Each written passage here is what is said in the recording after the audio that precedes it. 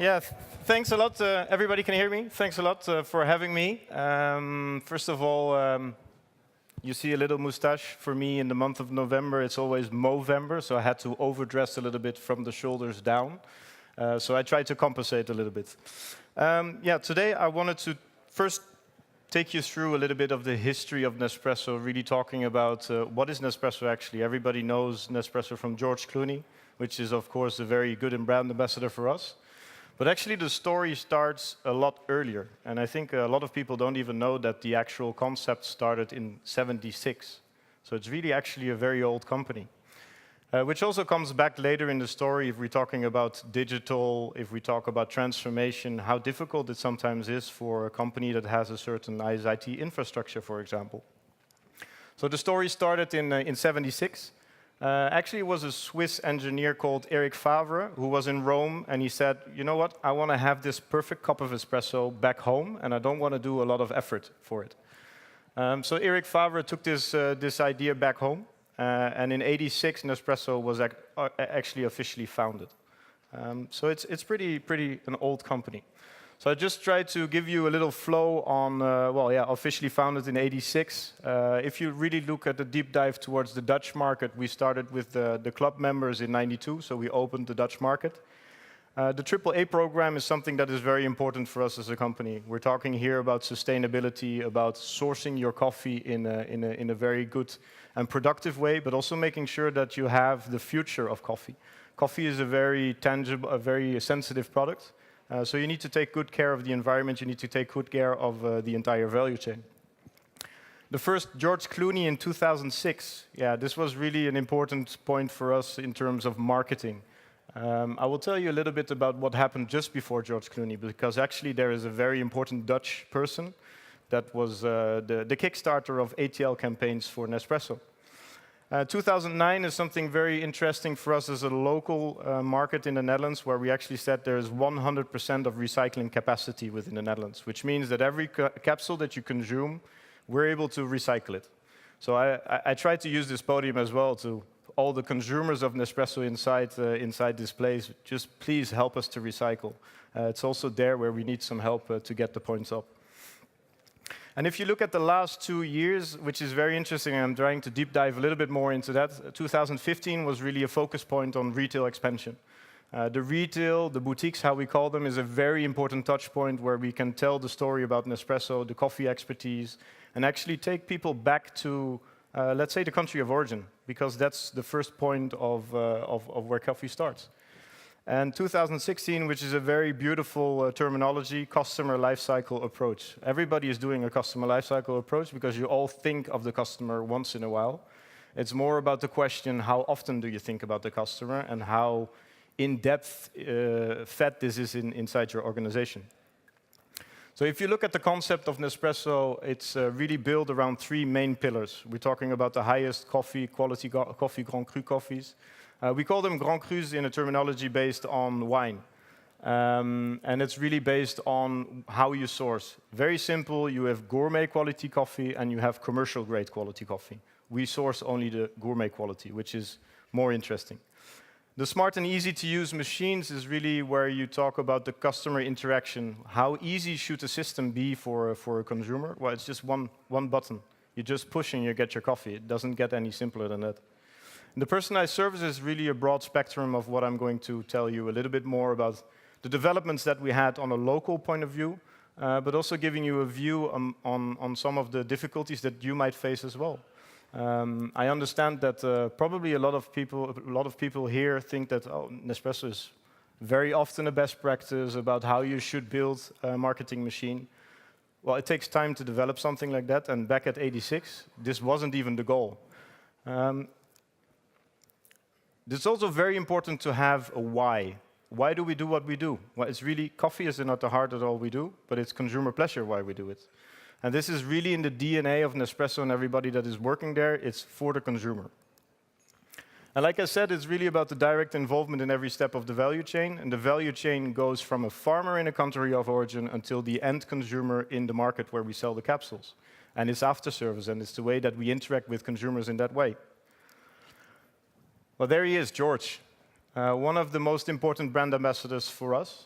but you also see a guy who stands next to it, and you don't know him.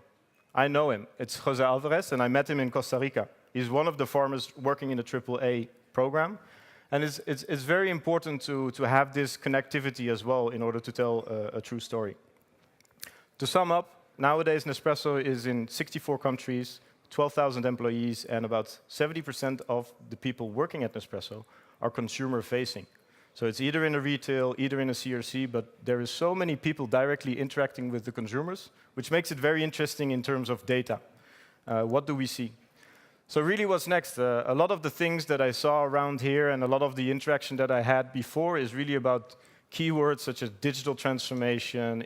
We're moving so fast in the world. There are so many different elements coming up nowadays. It's hard to keep track. It's hard to stay focused. And this is really something that we try to do at Nespresso. Is really there are so many things in the world around us that are developing. We keep our focus on limited things, but really have the development from the basics and the things that we already have inside. It's pretty easy to say because we have a direct business model, which makes it easy because everybody comes to us and we have all the data. That's true. But even within this direct business model, there are a lot of challenges.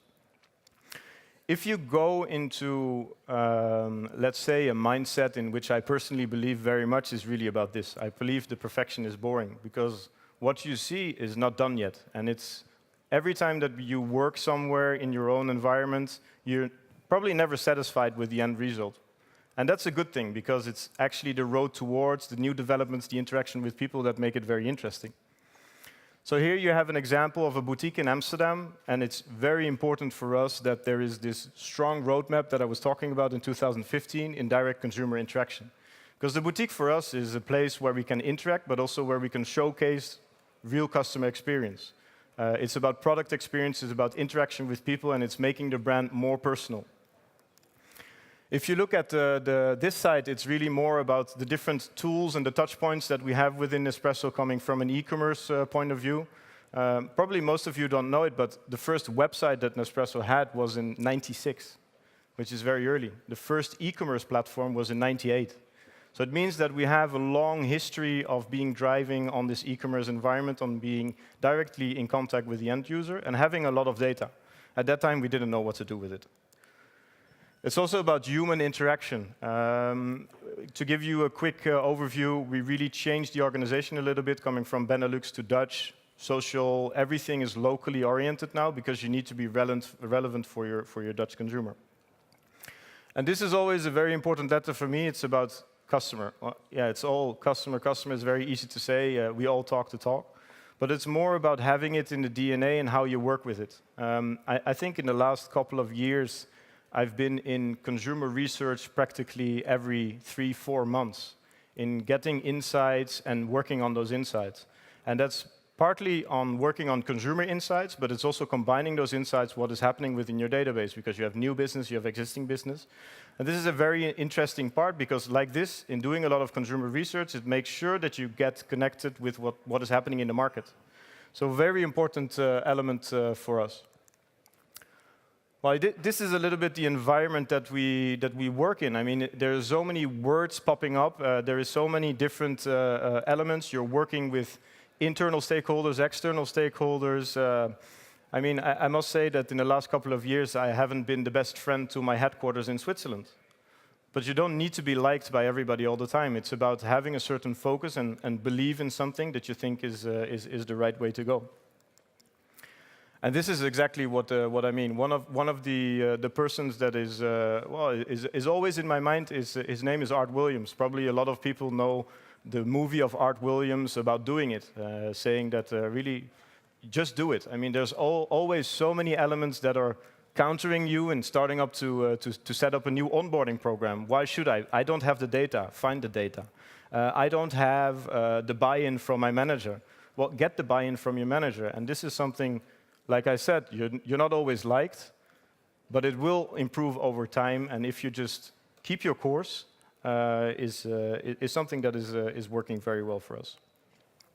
So if you look at the data collection, marketing automation, customer lifecycle, these are really just 3 pillars to point out that this is the way we work. We really work from a data insight-driven way. I honestly put my hand in the fire to say that data is at the basis. I mean, we don't make a decision without data. Can we do better? Yeah, of course we can do better in a lot of things. But it's always based on a certain insight. And the difficulty with insight, and that's also in my internal struggle within the company, is that an insight is never a reality. It's never the truth. It's combining different insights that will give you guidance, that will give you a new test and learn, that will give you a new operation. Going back to 2014, actually in 2014, as I stand here before you now, I didn't know shit about CRM, customer experience. I was working in brand marketing. I was working in sales before. But I saw a lot of Nespresso. And in 2014, we started to reorganize a little bit the structure in the Netherlands. And then we had a discussion, okay, what is CRM and what is it going to be for us? Even internationally, you won't believe it, but even until 2013, we were not that strongly organized around CRM, insight-driven, customer experience, all those elements. So I took the opportunity to work on customer experience. I started up by myself, and the most important thing there was for me to have a red line. Because otherwise, if you don't know where you're going, everybody will hunt you down, they will try to change your navigation. And for me, the really important thing, and this is still what we do today within Nespresso the Netherlands, in the CRM, we ensure data quality, we provide high quality insights, and we transform these into operations that have a sustainable growth. The difference there in between sustainable growth and growth means that you can work from your yearly calendar, or you can work from a customer lifetime value proposition. And this is really the balance that we have within the company right now. It's a very healthy balance between channel managers that drive operational execution and operational growth in a yearly planning, but also having a counterpart of CRM really stating, guys, if you do this, this will be the impact of next year. So filling baskets and going over top on your consumption is never a good thing. But how do we know? Because we learned it, because we did it. If you're a customer of Nespresso, you know probably that at the end of 2014, we gave you a lot of promotions, buy this and get this extra. So even there, we're learning and learning in terms of operation, and we're trying to make it better, smarter, based on data, based on what we get back.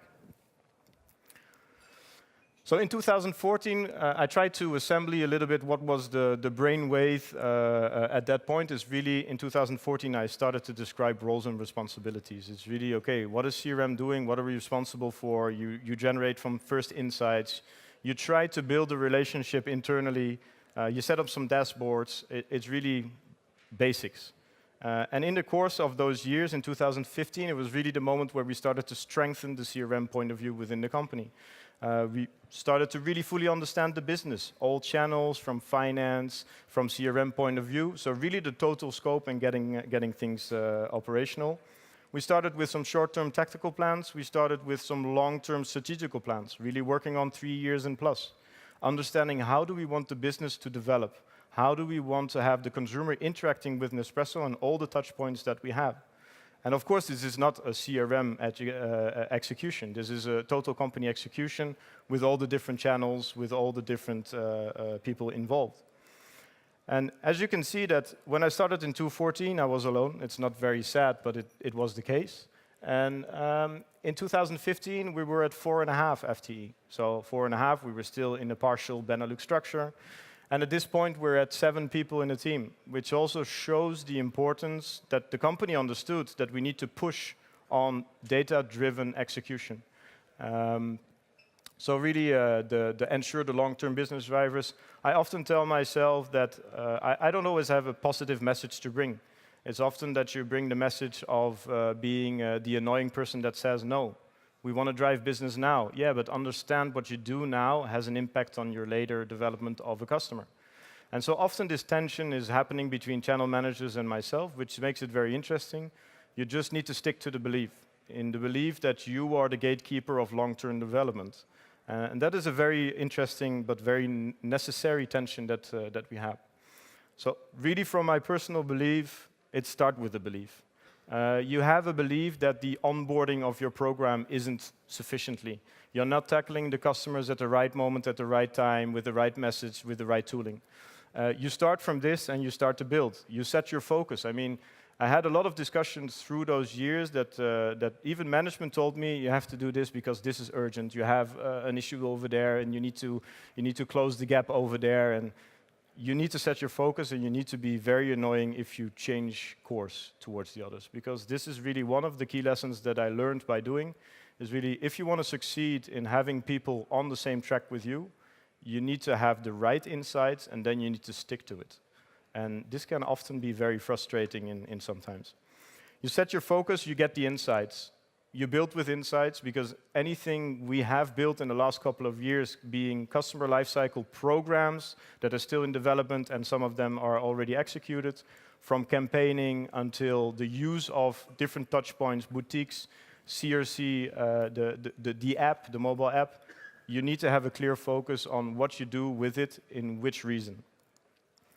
You measure what matters. I have a lot of discussion with channel managers, and they want to know, what is this doing? What is the impact of this? You measure what matters, because otherwise you just start to be a production house of insight generation, and you stop to think from a helicopter point of view what it really means in a bigger picture for a consumer. And then optimize when relevant. That's also something that is very interesting.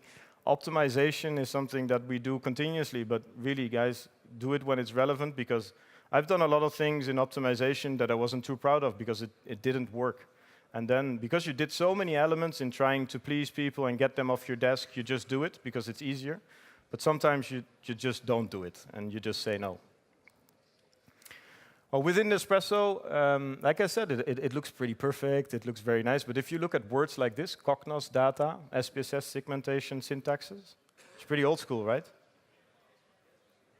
A lot of you probably work with it as well, but this is pretty old school in terms of personalization, personalizing your messages. So this is how we work. And it means that even though you have a certain ISIT legacy, you're still able to perform in a certain way. So there's a lot of manual labor in these elements, which make it interesting. But just to give you an overview of what we did in 2013, one message for everybody, very simple. We have a new product. Hello, everybody in the database. We send you the message through email, paper, or whatever. Nowadays, we work to 2014. We really started to understand, what does segmentation do? How do we have all the characteristics within the database? What kind of coffee do you drink? When do you drink it? Where do you live? How do you buy? And try to combine this in some kind of approach. So you start to segment. So this is also something that we've done, for example, with Adobe Campaign, where we try to have as much segmentation possibility as is. And in 2016, we started with A/B testing. So really in small cluster groups, expose the database to some other tactics and try to understand what happens. And this way of working is really a mentality that is within the company. If we do something, we don't do it exactly the same again, even though it was a good solution. We try to adapt based on a continuous learning curve of insights.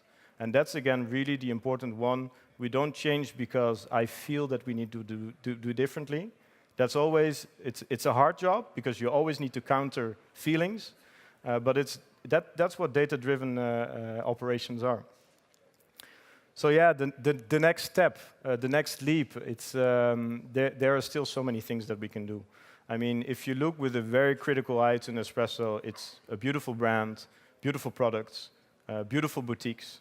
But in terms of personalizing messaging, in terms of having the right message at the right moment, we're still working on it. I mean, honestly, I believe that in the speed of the world that we're in right now, we're never done, we're never happy, and that's something that we need to work with. But the interesting part is that there is a lot of opportunity for us to grow, which makes it also very interesting for me, because it's something that I need to have personally. I also believe that constant innovation is a mindset. So it's not about all the technological elements that are around in the environment. I mean, every day we have a new technology stating that, yes, we have the perfect interaction for you as your customer.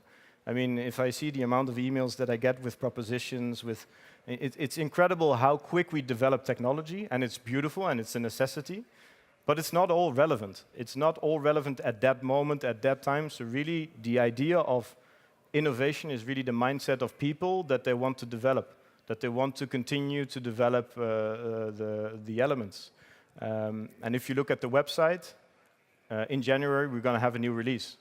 The website, yeah, of course, it's a good website. It's a good e-commerce platform. We will do a new innovation in January. And so you continuously search for things that can be adapted without stopping the things that work necessarily. I have 13 seconds, 11 seconds, so I'm perfectly on time because this is my last slide. I don't think I did it that wrong.